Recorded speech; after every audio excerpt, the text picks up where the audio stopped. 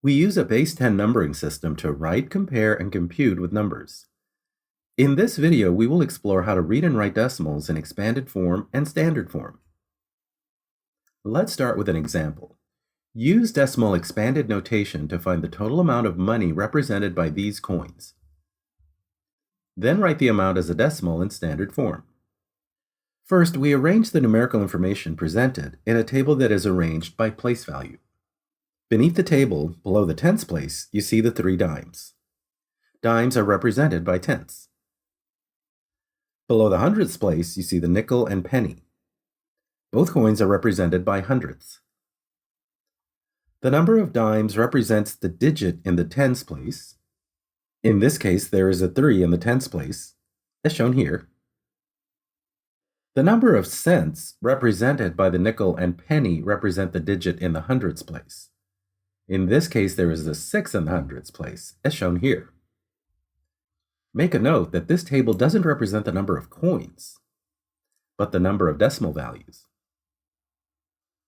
There are 3 dimes, but each dime represents 1/10.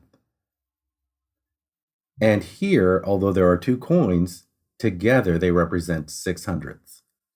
Finally, we take the values in the place value table and write the decimal in expanded form as shown here. This is equal to 0.36 in standard form. Let's look at another example. Use decimal expanded notation to find the total amount of money represented. Then write the amount as a decimal in standard form. We will set up a place value table, like the one shown here. This has place values for ones, tenths, and hundredths. First, we arrange the money by the place value they represent. The dollar bill goes here. The 2 dimes go here because they represent tenths. The nickel and pennies go here because they represent hundredths. We use expanded form with powers of 10. $1 is represented as 1 times 10 to the 0 power. 10 to the 0 power is the same as 1. We represent the 2 dimes as 2 times 10 to the negative first power. 10 to the negative 1 is the same as 1/10. We represent the 7 cents here as 7 times 10 to the negative 2 power. 10 to the negative 2 power is 1/100th. We then write the expression in expanded form to get 1 plus 0.2 plus 0.07. In standard form, we get 1.27. Let's look at a final example. Combine these tiles to form a decimal written in expanded form. Then write the decimal in standard form. These tiles can be combined to form a decimal in expanded form.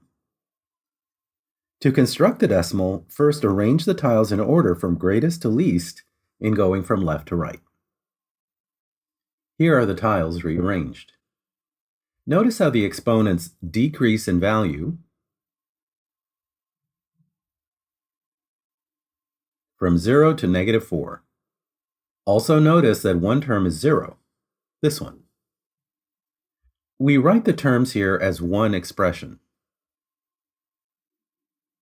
We then rewrite the terms as decimals without powers of 10. This is the decimal in expanded form. Finally, we write the decimal in standard form, which is equal to 5.6078. Notice how the term with 0 here results in a 0 in the hundredths place value.